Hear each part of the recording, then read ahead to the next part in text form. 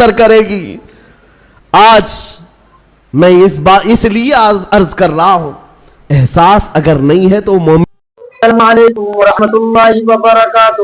اللہم صلی علی محمد وعلی آل محمد کما صلیت علی ابراہیم وعلی آل ابراہیم انکا حمید مجید. میرے پیارے دوست, سماعت کیجئے مفتی سلمان اظہری صاحب قبلہ کے اس بیان کو, اس دھماکے دار عظیم الشان تقریر کو سماعت کیجئے گا.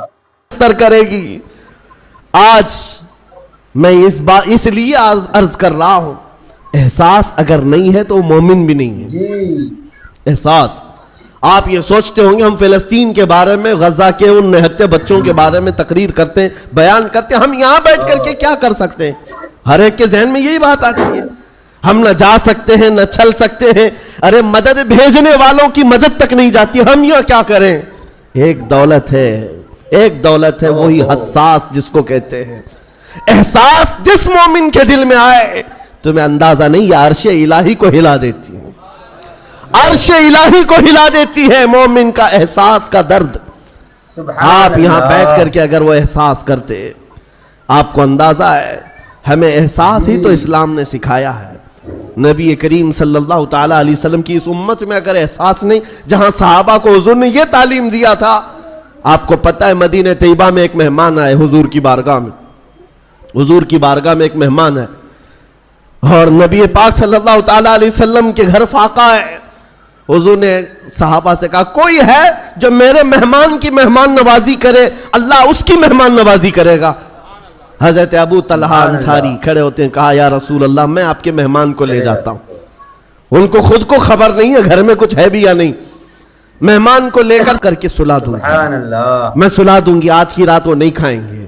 رسول اللہ کے مہمان گھر پر ہیں, اور اس کے بعد خاتون کہتی ہیں جب, اور آپ کھانے جیسی حرکت کرتے رہنا, مہمان کھاتا رہے گا. آپ کھانا نہیں, بس منہ چباتے رہنا اس کے سامنے بیٹھ کر اندھیرے میں, مہمان پیٹ بھر کر کھا لے گا, میں اور آپ ایسے ہی صبر کر لیں گے, اللہ کے رسول کے مہمان کو تو کھلائیں گے. یہ صحابہ کا تھا معاشرہ. مہمان کو دسترخوان پر بٹھایا, بچوں کو تھپک کر سلایا. جب کھانے کا وقت آیا تو آپ نے چراغ گل کر دیا اور کھانا رکھا. مہمان سے کہا کھاؤ. مہمان نے کہا آپ بھی کھائیے, کہا ہم بھی کھا رہے ہیں. اور خالی سوکھا منہ چباتے رہ گئے, اور مہمان اس اندازے میں کہ سب کھا رہے ہیں, پیٹ بھر کر کھانا کھا لیا اور سویا. صبح اٹھنے سے پہلے جبرائیل امین حضور کی بارگاہ میں آئے, کہا یا رسول اللہ صلی اللہ علیہ وسلم, آپ کے مہمان کے ساتھ آپ کے صحابی نے جو سلوک کیا ہے, پورے آسمان کے ملائکہ میں اس کا چرچا چل رہا ہے. اس کا چرچا فرشتوں کے درمیان چل رہا ہے. یہ تھا میرے نبی کا معاشرہ. احساس, کسی ایک کے لیے اپنا پورا نچھاور کر دینا. جنگ موتا کے درمیان ایک پانی کی کھٹوری پر 3 لوگوں نے جان دے دی تھی. یہ بھی واقعات مشہور ہیں. ایک بکری کے گوشت کا بھنا ہوا سرا کسی کے گھر میں آ جائے, صحابی اپنے پڑوس میں بھیجتے رہے, اور وہ پورے مدینے میں گھومتا تھا. ہر صحابی یہ خیال کرتا شاید میرا پڑوسی بھوکا ہے. یہ معاشرہ میرے نبی کا بنایا ہوا تھا. آپ کو پتا ہے حضرت عمر فاروق رضی اللہ تعالیٰ عنہ کا دور ہے, جب آپ رات کے وقت تنہا نکل پڑتے تھے اپنے خادم کے ساتھ مدینے کے حالات کو معلوم کرنے کے لیے. اپنے ایک خادم کے ساتھ کہیں سے گزر رہے تھے, ایک گھر سے کراہنے کی آواز آئی, ایک عورت کے رونے کی آواز آئی. رک گئے, اور آپ کے چہرے پر نقاب پڑا رہتا تھا, امامہ شریف اور نقاب جس طرح سے عربوں کا رواج ہوتا. اس گھر کے باہر کھڑے رہے, کھٹکھٹایا تو ایک شوہر, اس کا شوہر باہر آیا. پوچھا کیا بات ہے؟ مرد نے کہا میری بیوی کے ولادت کا وقت قریب آ گیا ہے, حاملہ تھی, بچہ پیدا ہونے کا وقت قریب آ گیا ہے, اور وہ درد زہ سے تڑپ رہی ہے, لیکن دیکھنے کے لیے عورت کوئی نہیں ہے, کوئی عورت قریب میں نہیں ہے.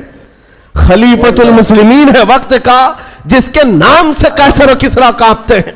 دوڑ کر اپنے گھر گئے, اپنی بیوی اور اپنی بہو کو بھیجا, جاؤ فلاں گھر میں ایک بچی کی ولادت, ایک عورت درد زہ میں ہے, بچے کی ولادت ہونے والی ہے.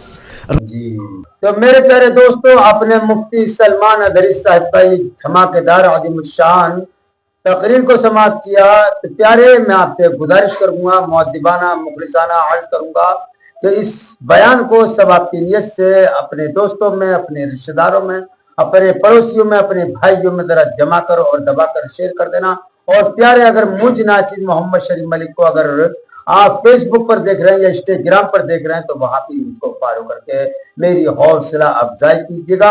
اور پیارے ایک بینر چل رہا ہے بشرا ٹول سے، تو اس کو آپ پڑھیے گا اور یہاں پر بھی ہماری حوصلہ افزائی کرنے کی کوشش کیجیے گا۔ السلام علیکم ورحمۃ اللہ وبرکاتہ۔